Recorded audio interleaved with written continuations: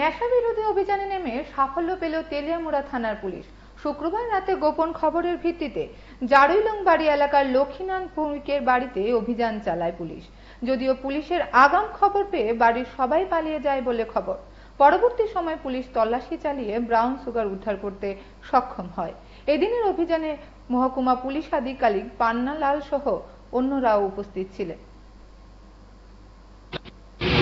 আজকে তেলিয়ামুড়া থানাতে একটা খবর আসে যে জারুইলংয়ে লক্ষ্মীনাথ ভৌমিক, ওনার স্বামীর নাম মৃত অমরেশ ভৌমিক, ওনার সন্তানের নাম মিঠুন নাথ ভৌমিক।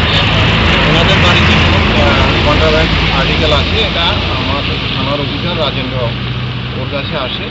তখন অ্যাকর্ডিংলি সে এটাকে জিডি করার পরে সে আমার সিট আদেশ অনুসারে সে আমার কাছ থেকে একটা অথরাইজেশন নেয় যে সার্চ রেড করার জন্য। পাশাপাশি এসডিএম-এর অনুমতিক্রমে একজন এক্সিকিউটিভ ম্যাজিস্ট্রেটকেও রিকুইজিশন দেওয়া হয়। তো তখন এখানে এক্সিকিউটিভ ম্যাজিস্ট্রেট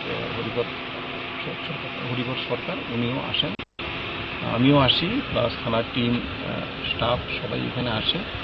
আসার পরে যে বাড়িটা, সেই বাড়িটা আইডেন্টিফাই করে। তো বাড়িটাতে যখন যাই আমরা, তখন বাড়িটা থেকে একটা মহিলা পালিয়ে যায় আর কি।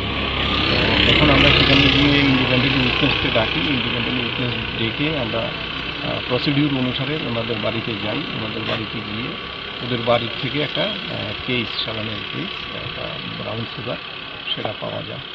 তো সেটা অনুমান 10 থেকে 12 গ্রাম। তো এটার বাজার মূল্য আনুমানিক 1 লাখ থেকে 1.5 লাখ টাকা। তো এটার ইয়েতে যেহেতু আমরা তারা পুলিশের আগমনের পেয়েই বাড়িতে, খুব সম্ভবত মিঠুন নাথ ভৌমিক যে সে ছিল না, কিন্তু ওর মা ছিল বাড়িতে, কিন্তু উনি পেছন দিকে পালিয়ে যান। তো আমরা একটা স্পেসিফিক এনডিপিএস অ্যাক্টের কেস নিচ্ছি, কেস নেওয়ার পর